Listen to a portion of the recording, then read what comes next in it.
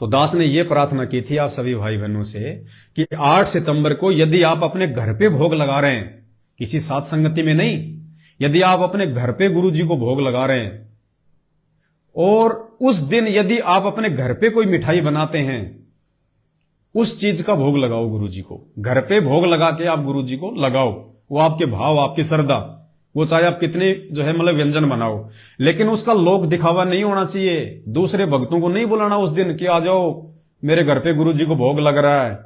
आप दोषी हो जाओगे परमात्मा के, क्योंकि जो भगत अपने घर पे भोग लगा सकता है उसको तुम अपने घर पे बुला रहे हो 8 सितंबर के दिन। अरे 8 सितंबर को एक तो एक ही जगह पे परमात्मा की वाणी गूंजे, परमात्मा को भोग लगे, और एक 8 सितंबर को घर घर में हर जगह परमात्मा को भोग लगे, ज्योत जले, आरतियां हो, सत्संग हो। और यथार्थ भक्ति बोध के सरलार्थ में गुरुदेव ने क्या बताया? भाई और बहनों, हमें जो ये 3 समय की आरती जो दी है भगवान ने, भोग की आरती दी है भगवान ने, जो मंत्र जाप दिए भगवान ने, उसके अनुवाद में सतगुरु रामपाल जी भगवान ने लिखा है कि भगत जब आरती करता है वो तीनों लोकों में गूंजती है। हम जो सुबह का नित्य नियम करते हैं, असुर निकंदन रमैणी करते हैं, संध्या आरती करते हैं, गुरुदेव को भोग लगाते हैं, मंत्र जाप करते हैं, चाहे सूक्ष्म रूप से या चाहे बोल के, तो गुरुदेव कहते हैं कि वो भगत के मुंह से निकली वो वाणी, वो शब्द, वो आरतियां तीनों लोकों में गूंजते हैं। खंड खंड में आरती गाजे, सकलमयी हर ज्योत विराजे। संध्या आरती में पढ़ते हैं ना, खंड खंड में आरती गाजे, यानी भक्तों के घर में जो आरती हो रही है पूर्ण परमात्मा सतगुरु रामपाल जी भगवान की, कहते हैं खंड खंड में वो गुंजायमान हो रही है। देवता भी ऊपर बैठ के उन आरतियों का आनंद लेते हैं। आनंद, जिन आरतियों को हम खाली देखा देखी में गा देते हैं, जल्दबाजी में हम उनको गा देते हैं, उन आरतियों का देवता भी बैठ के आनंद लेते हैं कि देखो इस घर में भगवान की वाणियां चल रही हैं। अरे गायक कलाकार क्या जल्दबाजी में गाना गा देता है? क्या जल्दबाजी में जैसा वैसी लय आई, जैसी धुन आई वैसा बोल देता है? क्या मायूस होकर गाना गाता है?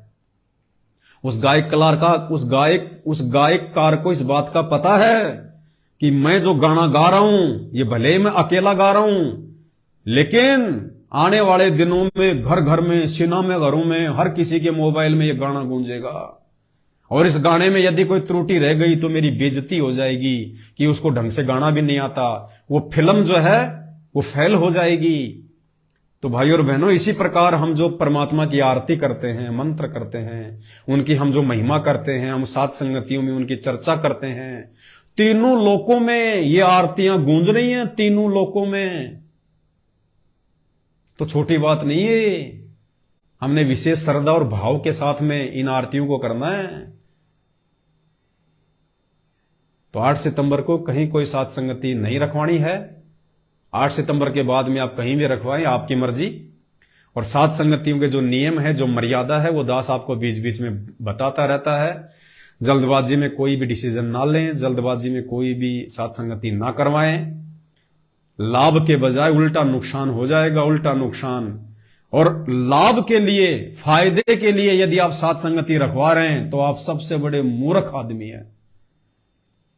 यदि आप साथ संगतियों से लाभ चाहते हैं तो फिर आपको भक्ति का लाभ नहीं मिलेगा, फिर आपको नित्य नियम का लाभ नहीं मिलेगा, आपको सुमरण का लाभ नहीं देगा भगवान। साथ संगतियों की शुरुआत केवल इसलिए हुई है कि सतगुरु रामपाल जी भगवान के जेल से बाहर आने से पहले पहले, और वर्तमान में उनके नाम से उनके परिवार ने जो धर्म को धंधा बना लिया, लाखों की संख्या में भगत समाज बेचारा अज्ञानता में, ना समझे में उनके पीछे लग के अपने कर्म बिगाड़ रहा है। उन भाई बहनों को समझाने की दृष्टि से, उनको सच्चाई बताने की दृष्टि से, भगवान के विषय में बताने की दृष्टि से, एक माध्यम के रूप में, एक ऑप्शन के रूप में हमने साध संगतियों को चुना है। साध संगति रखवाने से लाभ मिलेगा, फायदा मिलेगा, ये नहीं है, ये छोटी सोच है। ये तो केवल एक मकसद, एक माध्यम है साध संगति। इसके बहाने हम एक जगह इकट्ठे हो रहे हैं, इकट्ठे होके हम अपने मन में जो भी संदेह और शंका भक्ति और भगवान के प्रति है, या कोई नया भाई बहन आता है, उसको समझाने के लिए है। बाकी साथ संगति मेरे घर पे रखवाऊंगा, मुझे लाभ मिलेगा, जिंदगी में नहीं मिलेगा। लाभ उतना ही मिलेगा जितना दूसरे भाई बहनों को भी मिलेगा, दूर से आने वाले को भी मिलेगा, उसको भी उतना ही मिलेगा और तुम्हें भी उतना ही मिलेगा। 1% भी इधर उधर परमात्मा ज्यादा कम नहीं करेगा। फिर तो सभी साथ संगतियां रखवाने लग जाएंगे, अपने घर पे रखो, फिर भक्ति कौन करेगा, साथ संगतियां रखो। तो इस गलत फहमी में ना जीना। दास को बीच बीच में आके ये बातें आपको समझानी पड़ती है, बोलनी पड़ती है। तो विनती है भाई और बहनों, हम इस दुनिया से डिफरेंट हैं। हमारा मार्ग इस दुनिया के प्रचलित मार्ग से अलग है। दुनिया तो जागेगी तब जागेगी, उनको तो समझ में आएगा, तब तक तो ठोकरों पे ठोकर लग चुकी होगी। आप और हम पे परमात्मा ने मेहर करके पहले दया बख्श दी, तो हमने गलती नहीं करनी है। तो उपरोक्त जितनी भी बातें परमात्मा ने इस छोटी सी साध संगति में, देखो ये भी तो साध संगति हो रही है। आप 400-500 भाई मिलके देख रहे हैं, दास अकेला बोल रहा है, परमात्मा आशीर्वाद देके बुलवा रहे हैं, ये भी तो साध संगति है। ये भी तो परमात्मा की चर्चा कर रहे हैं हम साधु भाई बहन आपस में मिलके, संत भाई बहन आपस में मिलके हम भगवान की तो चर्चा कर रहे हैं। इसी को तो साध संगत कहते हैं। तो साध संगत चाहे 2 भाई बहन मिलके आपस में परमात्मा की चर्चा करें, वो भी साध संगति है। अब दास गया तो था बिहार में साध संगति के लिए, जो कि सिवान में थी।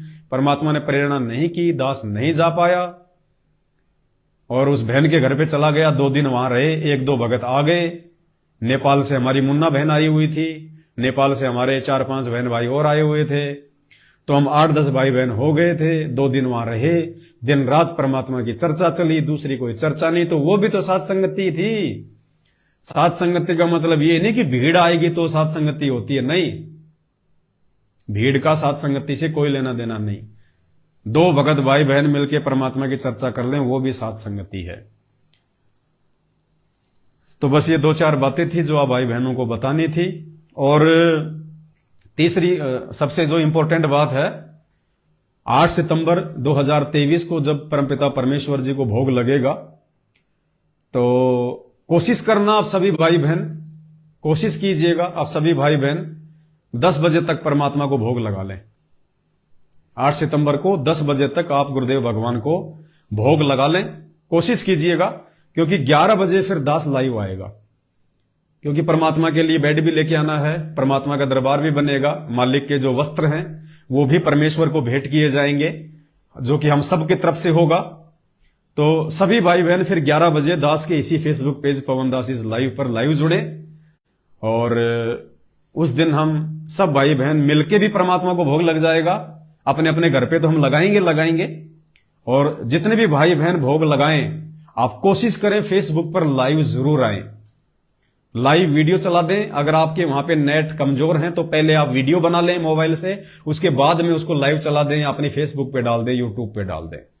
और जब आप वीडियो डाला, जब आप कोई भी वीडियो आप डालते हैं भाई और बहनों, कभी भी कोई भी वीडियो, आप शंका समाधान की पुस्तक का लिंक जरूर डालें। नीचे ऊपर छोटा सा मैसेज लिख दें, जिस भी पॉइंट पे आप लाइव आते हैं या वीडियो बना रहे हैं, कोई भी वीडियो है, छोटा सा उसका नाम कि वीडियो जो है ये किस विषय को लेके है। और जस्ट नीचे दास ने अपने हर वीडियो में आप देखना ऊपर पेज पे उसमें लिख रखा है, मर्यादा के लिए पढ़ें पुस्तक शंका समाधान, नीचे उसका लिंक है।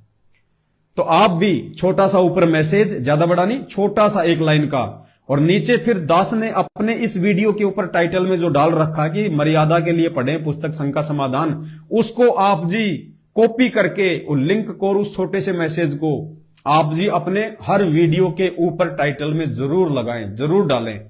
क्योंकि शंका समाधान की पुस्तक वैसे लाखों की संख्या में भगत भाई बहन जो है वो पढ़ चुके हैं, पढ़ रहे हैं।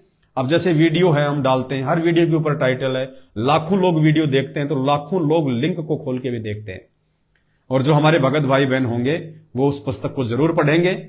और हमारी कोशिश है कि सतलोक आश्रम मैनेजमेंट हरियाणा से जुड़े हुए भाई बहनों तक हमने ज्यादा से ज्यादा इस जो पुस्तक है शंका समाधान, इसको पहुंचाना है, उसका लिंक पहुंचाना है।